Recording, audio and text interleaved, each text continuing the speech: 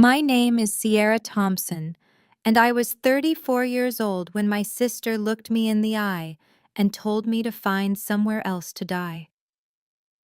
3 days after our parents' funeral, while I was still using a cane from the car accident that nearly killed me 2 years ago, Victoria stood in the doorway of the only home I had left and said those words without a single tear.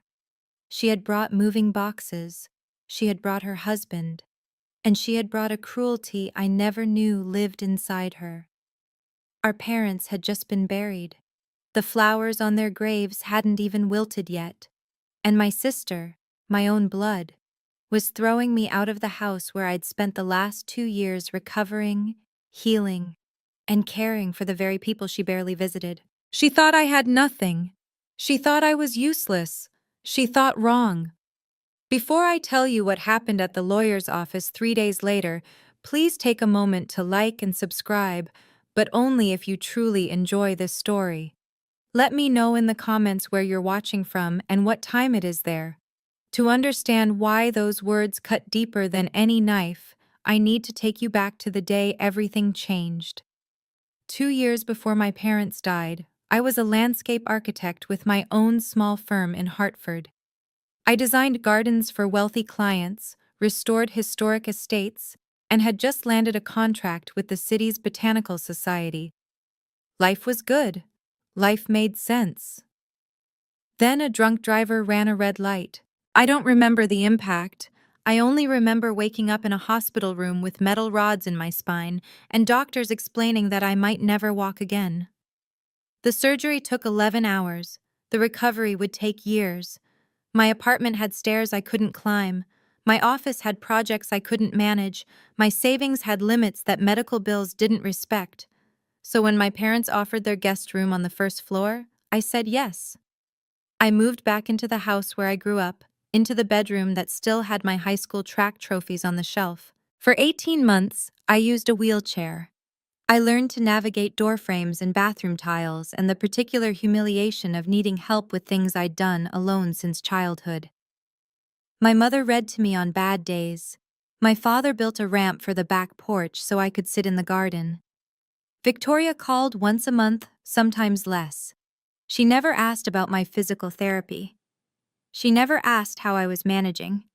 The few times she did call, if I answered the phone, her response was always the same. "Oh, you're still there. Put Mom on." Still there, like I was a stain that wouldn't wash out. What Victoria didn't know, what she never bothered to ask, was that 4 months before our parents died, I had started walking again. First with a walker, then with a cane. I was healing. I was getting stronger. But to her, I would always be the useless one. The Christmas before my parents died, Victoria came home with her perfect family in tow. Derek wore a cashmere coat that cost more than my monthly medical bills. Their 2 kids, Emma and Jack, ran through the house like they owned it. Victoria directed everyone like a stage manager, rearranging the furniture, critiquing my mother's table settings, reminding us all how things should be done. I spent 3 days preparing her children's favorite meals: homemade mac and cheese for Jack, chocolate chip pancakes for Emma. I did it standing at the counter with my cane propped against the stove, my back screaming after 20 minutes, because I wanted to contribute. I wanted to be useful. On Christmas morning, everyone gathered in the living room for the annual family photo. My father set up the tripod. My mother adjusted the ornaments on the tree. The kids fought over who got to stand in front. Victoria looked at me and smiled, but it wasn't a warm smile. "Sierra, maybe you should sit this one out. We want a nice photo for the Christmas card." The room went quiet. My mother opened her mouth, then closed it. My father stared at the camera like he hadn't heard. "It's just," Victoria shrugged, "the wheelchair doesn't really fit the aesthetic, you know?" I wasn't even in the wheelchair anymore. I was standing, with a cane. But I didn't argue. I had learned that arguing with Victoria only gave her ammunition. So I smiled, nodded, and walked into the kitchen. Through the window, I watched my family pose without me. I heard the shutter click. Once, twice, 3 times. I didn't know then that my father had watched the whole thing, and I didn't know what he did the very next morning. My parents died on a Tuesday in March. They were flying to California for an old college friend's wedding. A private charter, 6 passengers, clear skies. The plane went down somewhere over Nevada. They said it was mechanical failure. They said it was quick. I was in the garden when the call came, pruning the roses my mother had planted 15 years ago. The phone rang, and 30 seconds later, my entire world collapsed. Victoria flew in for the funeral. She handled everything, the arrangements, the flowers, the guest list. I was too numb to fight her on it. I sat in the front pew at the service and realized I didn't recognize half the people there. Victoria's friends, Victoria's contacts, people who had never met my parents but wanted to be seen paying respects. 3 days after we buried them, Victoria asked to speak with me privately.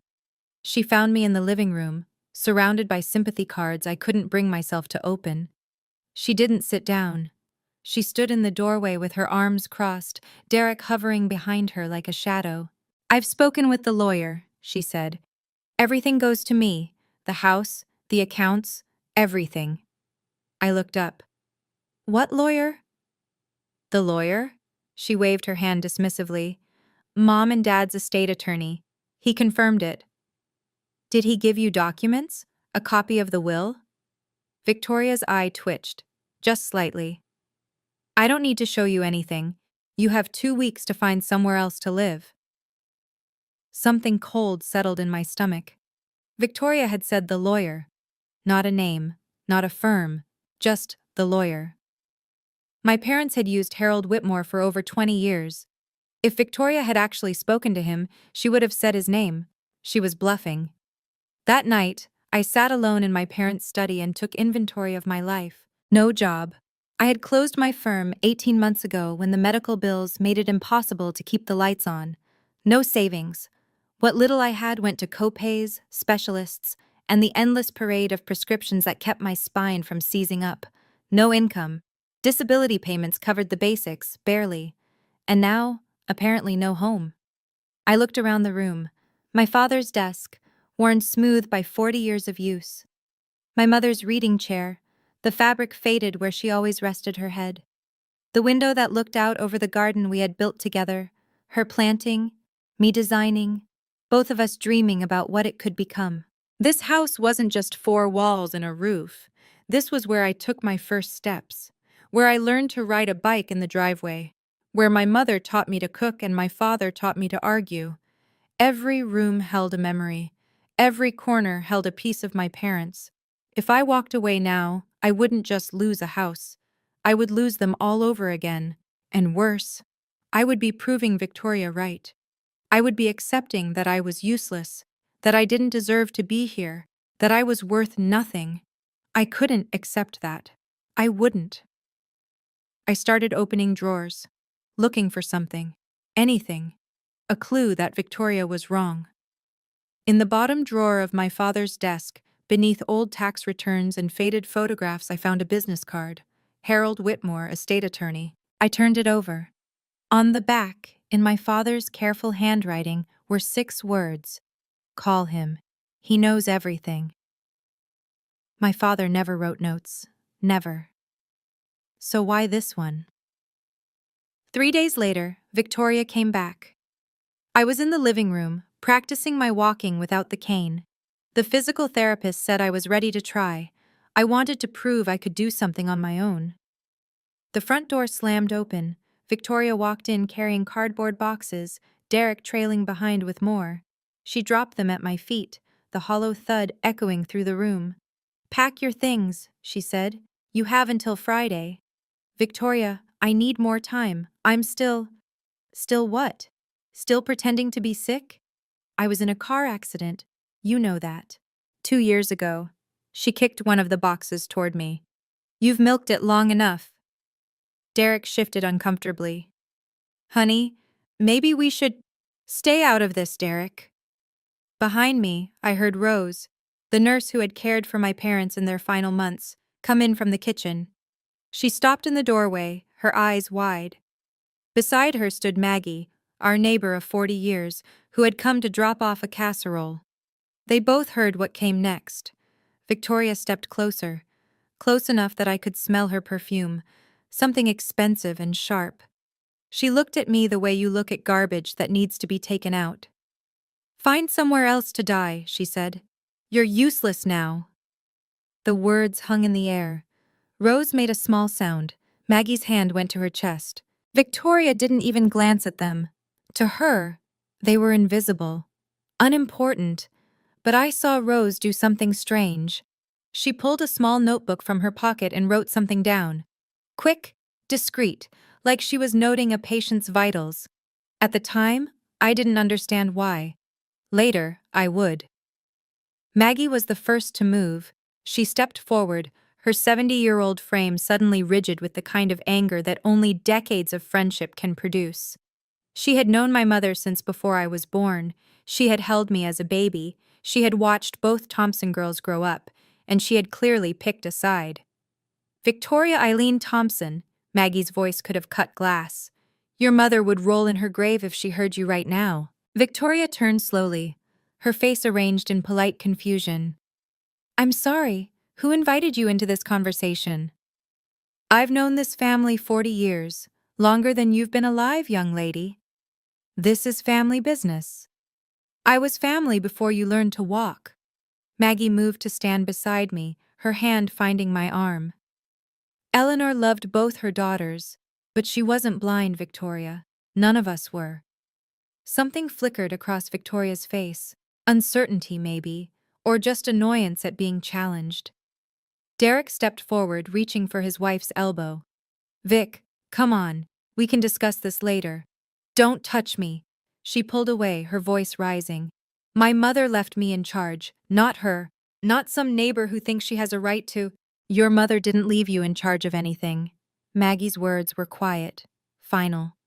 "Not yet." The room went still. Victoria's jaw tightened. She looked at me, then at Maggie, then at Rose, who was still standing in the kitchen doorway with her notebook. "Fine." Victoria grabbed Derek's arm and pulled him toward the door. "Friday, Sierra. I want you out by Friday." The door slammed behind them. Maggie squeezed my arm. "Don't you worry, honey. This isn't over." I wished I could believe her. The next morning, Derek came back alone. I found him standing on the porch, hands in his pockets, looking like a man who had lost an argument with his own reflection. When I opened the door, he flinched. "Victoria doesn't know I'm here," he said quickly. "Can we talk?" I let him in. We sat in the living room, him on the edge of my mother's chair, me on the couch with my cane propped against the armrest. He wouldn't meet my eyes. "Look," he started. "About yesterday. Victoria's under a lot of pressure." "Pressure to throw her disabled sister out of her dead parents' house?" He winced. "It's not personal, Sierra. We just really need the money." I went very still. "Need? The house alone is worth—" He stopped, caught himself. "I mean, the estate should be settled quickly, for everyone's sake." "Derek." I leaned forward. "What's going on?" He was quiet for a long moment. Then, in a voice barely above a whisper, "We're in trouble. The investments I made last year, they didn't pan out. We owe a lot, more than we can cover." "How much?" He looked at the ceiling, at the floor, anywhere but at me. 400,000, give or take." The number hung between us like smoke. "The bank is threatening to take our house," he continued. "The kids' school is asking about next semester's tuition. Victoria's trying to hold everything together, but—" "Derek." Victoria's voice, sharp as a blade, came from the doorway. We both jumped. I hadn't heard her car pull up. "What are you doing here?" She grabbed his arm, her knuckles white. "Let's go, now." Derek mouthed something at me as she dragged him out. It might have been sorry. It might have been help. I know what some of you might be thinking right now. Why didn't you fight back, Sierra? Why didn't you say something? I asked myself the same question. But here's what I've learned. Sometimes the best response isn't a response at all. If you've ever been in a situation where someone underestimated you, type I know in the comments. And if you're curious what happened at the lawyer's office 3 days later, keep watching. Now, back to the story. That evening, I found the business card again. Harold Whitmore, estate attorney. The handwriting on the back seemed to glow under the desk lamp. Call him. He knows everything. I dialed the number before I could talk myself out of it. The phone rang twice. Then a voice, deep and measured. Whitmore Law Office. Mr. Whitmore? This is Sierra Thompson, Robert and Eleanor's daughter. A pause, then warmer. Miss Thompson, I've been waiting for your call. Something in his tone made me grip the phone tighter. You have? Your father told me you would reach out. He was quite confident about it, actually. Papers rustled in the background. I understand your sister has been making claims about the estate. She says everything goes to her. She says you confirmed it. A dry laugh. I haven't spoken to Victoria since your parents' anniversary party 3 years ago. She certainly hasn't contacted my office. The relief that flooded through me was almost dizzying. So she's lying. I wouldn't presume to characterize your sister's statements. What I can tell you is that your parents were very specific about their wishes. He paused. Very specific, Miss Thompson. What does that mean? That. It means I'd like you to come to my office before the official reading. There are aspects of the will that require context. Another pause, longer this time. Things that no one else knows. Not even your sister. I wrote down the appointment time with shaking hands. Miss Thompson? His voice softened. Your father changed his will 6 months ago. Right after Christmas. He told me he finally saw things clearly. The Christmas photo. The one I wasn't in. He had been watching after all. The day before the official will reading, Rose came to say goodbye. She stood on the porch with a cardigan wrapped tight around her shoulders, looking smaller than I remembered. For 8 months, she had been a fixture in this house, taking my parents' vitals, managing their medications, sitting with my mother through the long nights when the pain kept her awake. Now her job was done, and she was moving on to another family, another patient, another ending. I wanted to give you something, she said. She reached into her bag and pulled out a leather-bound notebook, worn soft at the edges. I recognized it immediately. My mother's handwriting covered the visible page, her looping cursive, the way she always pressed too hard with the pen. Your mother asked me to keep this safe. Rose pressed the notebook into my hands. She said you'd need it someday. She said you'd know when. I traced my mother's initials on the cover. What's in it? Her thoughts, her days, her observations. Rose hesitated. The last few pages are about you and your sister. I didn't read them. It wasn't my place. But I think she wanted you to understand something. Understand what? Rose glanced toward the street, as if checking that we were alone. There's something else. With Mr. Whitmore. Your mother recorded a message a few months ago. A video. She met my eyes. She was very clear about when it should be played. My throat tightened. Rose, why are you telling me this? She reached out and squeezed my hand.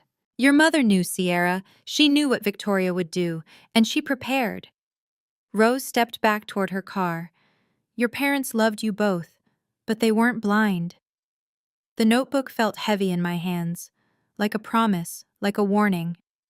Victoria organized the memorial reception like she organized everything, expensively and without consulting anyone. The restaurant was Italian, upscale, the kind of place with cloth napkins and waiters who introduced themselves by name. She had rented out the private dining room, arranged for catering, sent invitations on cream-colored cardstock with my parents' names embossed in gold. She hadn't asked me about the menu. She hadn't asked me about the guest list. She hadn't asked me anything at all. I arrived late.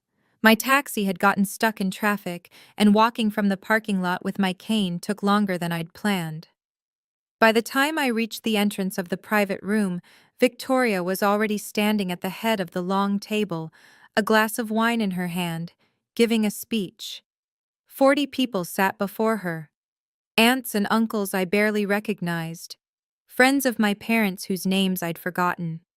Derek's business associates. Victoria's book club.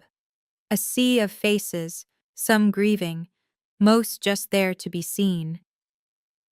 Worked their whole lives for this family, Victoria was saying. Her voice carried that particular pitch she used when she wanted people to admire her. And I promise to honor that legacy, this house, this community, everything they built, I will protect it. She said this family like a claim, like a deed of ownership. I stood in the doorway, and not one person in that room acknowledged me. Mom and Dad would be so proud of what we've accomplished, Victoria continued. The Thompson name will endure. I'll make sure of it. I gripped my cane until my knuckles went white. She hadn't mentioned me once. Not once. It was as if I had already been erased from the family she was so determined to protect. Someone in the crowd noticed me standing there. A murmur rippled through the room. Heads turned. Victoria's speech faltered for just a moment before she recovered with a practiced smile. Sierra, you made it. The way she said it, like my presence was a mild surprise, an afterthought, made my skin crawl. I made my way toward an empty seat near the back, my cane tapping against the polished floor in the silence. Victoria! It was Aunt Dorothy, my father's older sister, speaking from the middle of the table. What about Sierra? Where will she live now? The question hung in the air. 40 pairs of eyes shifted between us. Victoria's smile didn't waver. Sierra has her own plans. She's transitioning. Transitioning to where? Dorothy pressed. Victoria shrugged delicately. Wherever she can manage. She's always been resourceful. A few people chuckled. Small laughs, nervous laughs. The kind people make when they're not sure what else to do. But they laughed. I stood there with my cane, feeling the weight of every gaze. Some people looked at me with pity, some with judgment. Most just looked away, uncomfortable, eager to return to their wine and small talk. Victoria glided past me on her way to greet someone at another table. As she passed, she leaned in close. I told you to stay home, she whispered. You're embarrassing yourself. I didn't respond. I remembered what Harold Whitmore had said when I'd visited his office that morning. Let her talk. The more she says now, the louder the silence will be later.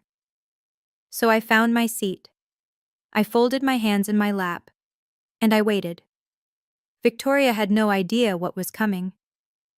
Maggie arrived 20 minutes later, wearing black and carrying a look that could curdle milk. She scanned the room until she found me, alone at my corner table, pushing food around my plate without eating.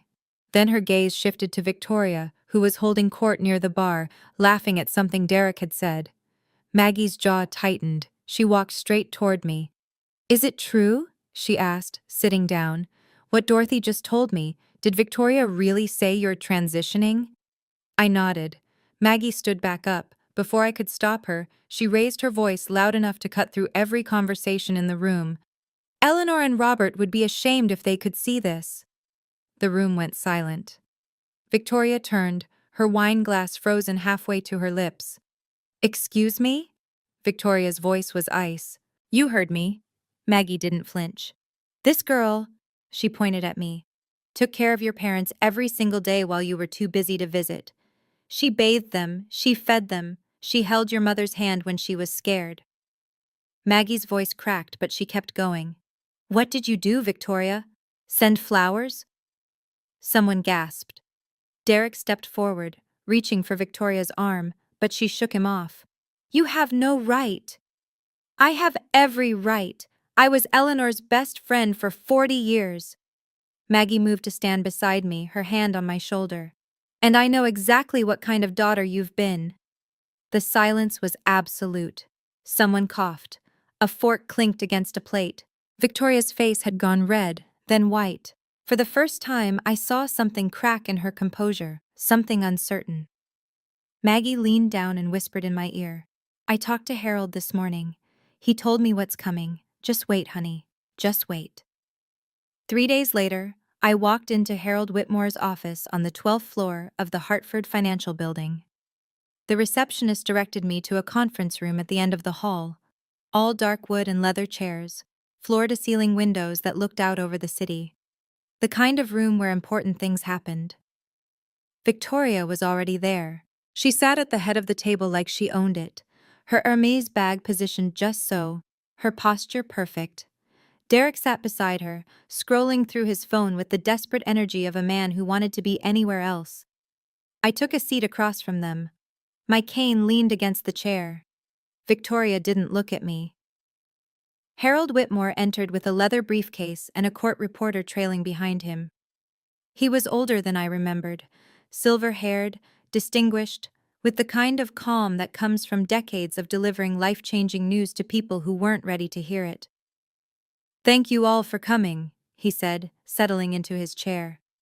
"Before we begin the formal reading, I need to verify a few things." He opened a manila folder and looked at Victoria. "Mrs. Hartley, have you ever seen the complete will your parents filed with my office?" Victoria straightened. "I've seen the will, yes. It was in my mother's nightstand." "The document in the nightstand." Harold nodded slowly. "Can you describe it?" 4 pages, standard legal language. Everything left to me as the eldest daughter. Harold removed his glasses and cleaned them with a cloth. The gesture was unhurried, almost theatrical. "Mrs. Hartley," he said quietly, "have you ever seen the complete will, or just the summary your mother kept as a reference copy?" Victoria's hand tightened on her bag. For the first time, her smile disappeared. "What are you talking about?" Victoria's voice had an edge now. "A summary? That was the will." Harold opened his briefcase and withdrew a thick document bound in blue legal backing. He placed it on the table between us. "This is your parents' last will and testament. 32 pages. Executed 6 months ago in this office. Witnessed by 2 of my associates. Notarized and filed with the probate court." Victoria leaned forward. "That's impossible. I saw the will. It was dated 5 years ago. It said, 'What you saw, Mrs. Hartley, was a preliminary draft. Your parents kept it in their nightstand as a reference, but they updated their estate plan significantly before their passing.'" Harold tapped the document. "This is the legal version, the only version that matters." Derek's phone clattered to the table. He didn't pick it up. "This is fraud." Victoria stood, her chair scraping against the hardwood. "You're helping her commit fraud. She probably forged—" "Mrs. Hartley." Harold's voice didn't rise, but it hardened. "I have been your family's attorney for 22 years. I drafted your parents' first will when you were 15 years old. I do not commit fraud, and I don't appreciate the implication." Victoria opened her mouth, closed it.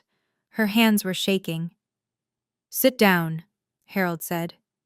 It wasn't a request. She sat. I watched my sister's face cycle through emotions, disbelief, anger, fear. When she finally looked at me, there was something new in her eyes, something that looked almost like panic. "They wouldn't do this," she whispered. "They wouldn't." Harold began turning pages. "Perhaps we should let your parents speak for themselves." The room felt smaller, the air felt thinner, and I realized that everything was about to change. Harold read slowly, deliberately, giving weight to every word. "To our daughter Victoria Louise Thompson Hartley, we leave our investment portfolio, valued at approximately $14 million, to be held in a managed trust. Victoria may withdraw a maximum of $50,000 per year, with the remainder to be distributed to her children upon their 30th birthdays." Victoria made a sound like she'd been punched. "A trust?" Derek leaned forward. "What do you mean, a trust? We need that money now."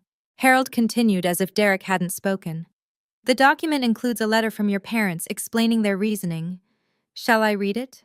"Yes," I said, before Victoria could object. Harold adjusted his glasses. "We love Victoria with all our hearts, but we have watched her struggle with financial decisions throughout her adult life. We have seen money disappear into ventures that never materialized. We do not wish for our life's work to be lost within a year of our passing. The trust is not a punishment, it is protection. Victoria's face had gone from white to gray. Derek was staring at the table like he wanted it to swallow him. Now, Harold turned several pages.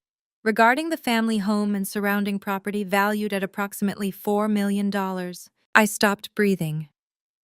We leave our home to our daughter, Sierra Ann Thompson, with the condition that it may not be sold for a period of 10 years. Sierra has been our comfort and companion through our final years.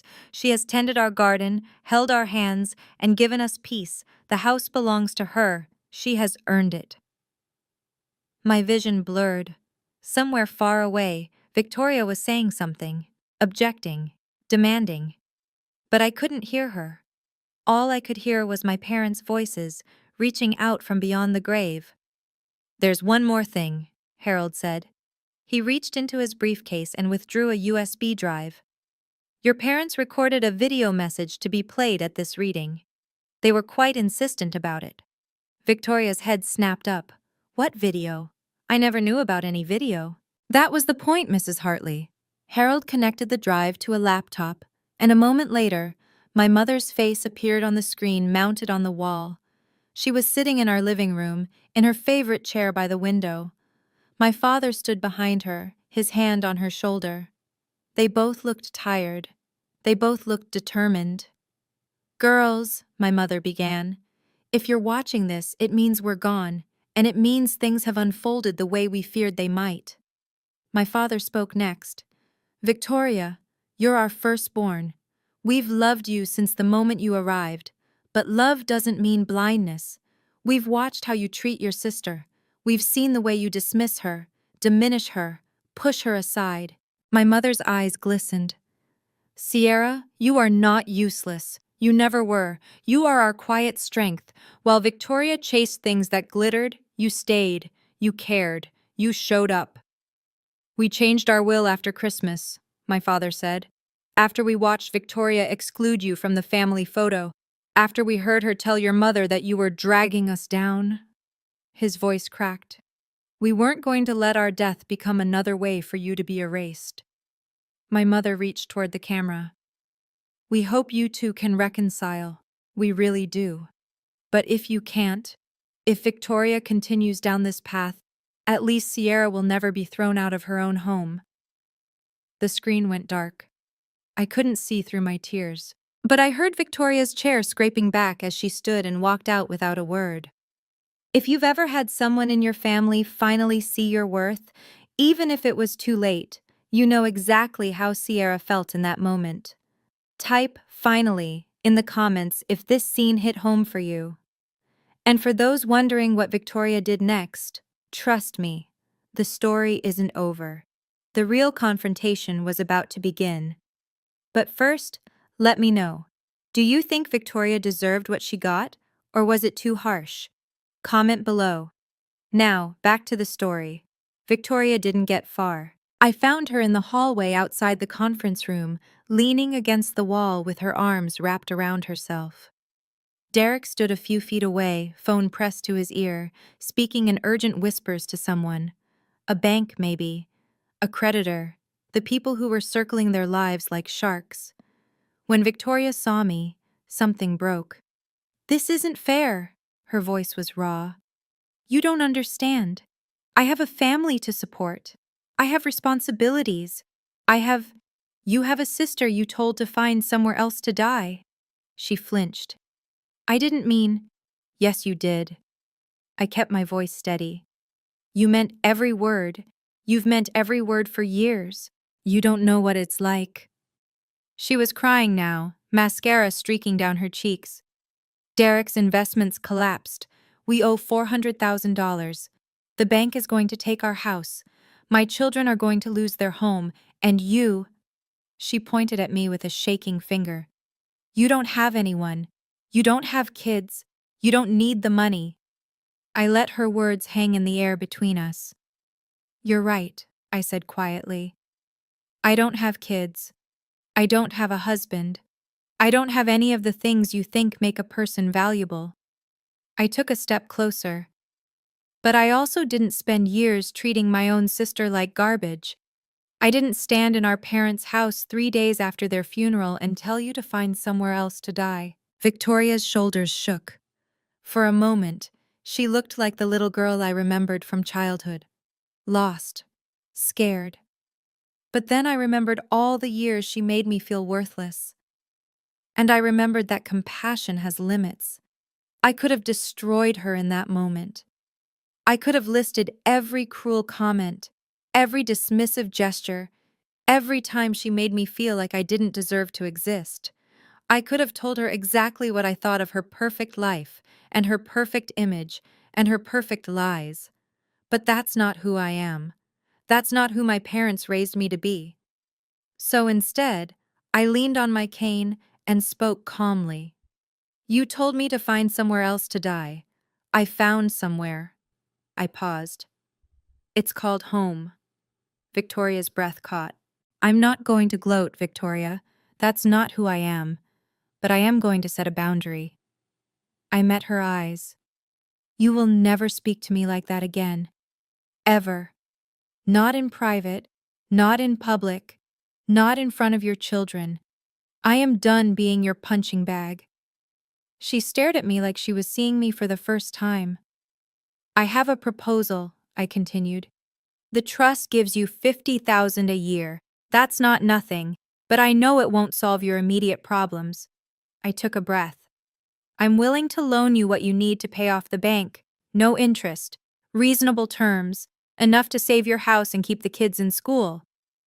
Victoria's mouth opened, closed. But there's one condition. I held up my hand. You apologize. Publicly. At a family dinner. In front of everyone who was at that memorial reception.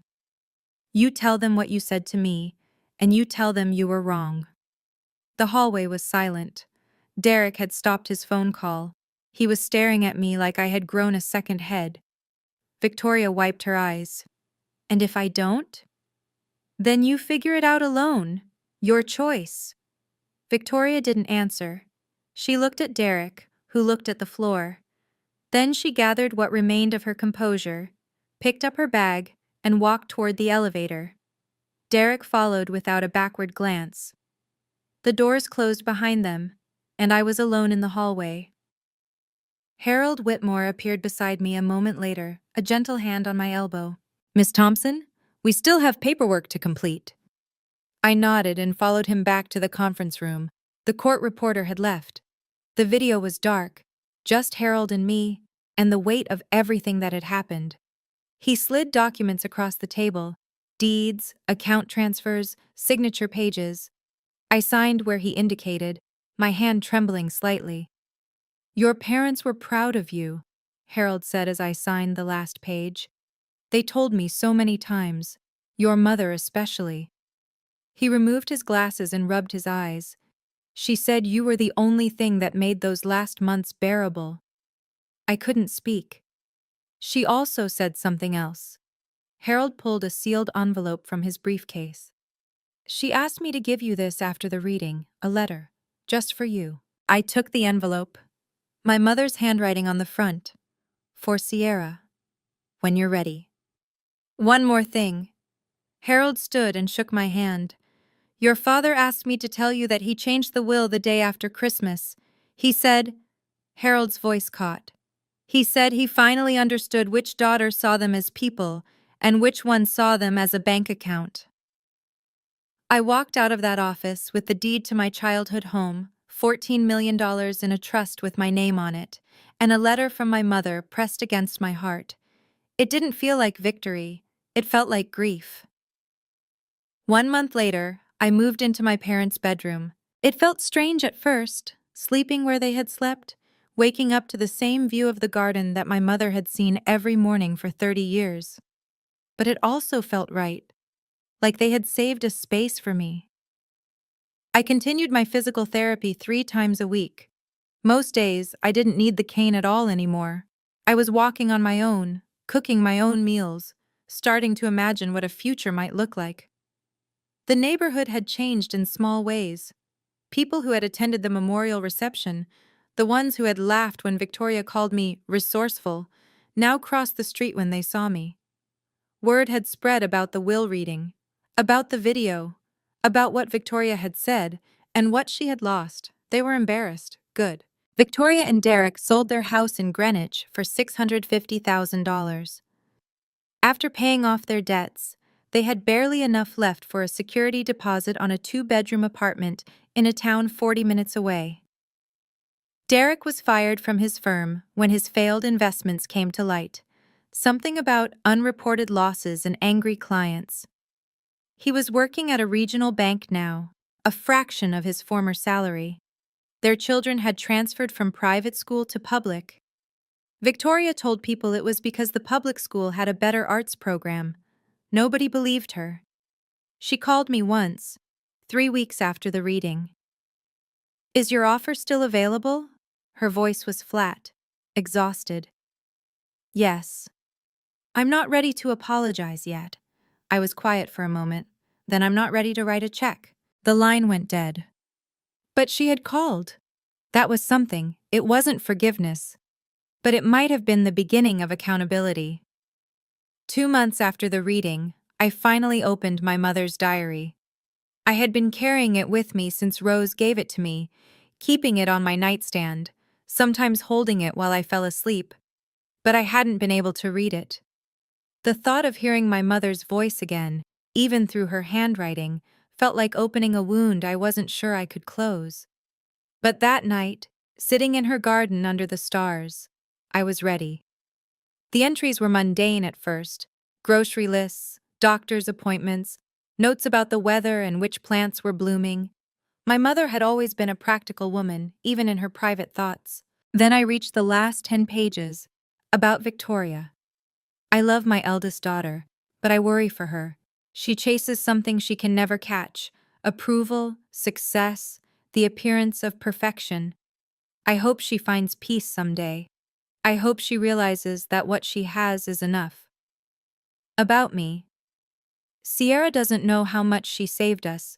After the accident, when she moved home, I thought I was taking care of her. But she was taking care of us.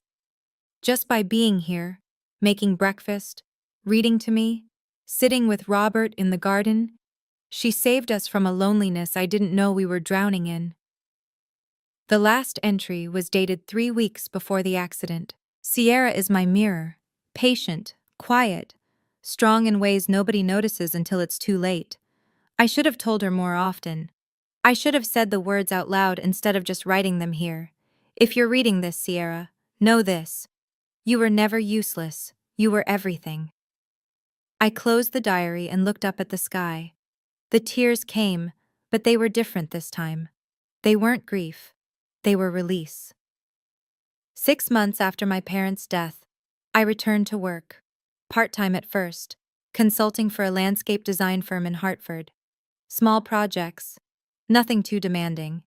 But it felt good to use my skills again, to see something beautiful grow from nothing. My first real project was the garden behind my parents' house.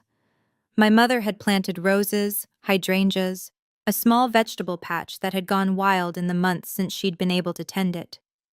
I redesigned the whole thing, kept her roses, added new pathways, built a small bench where I could sit and remember. It was the first thing I'd created since my accident.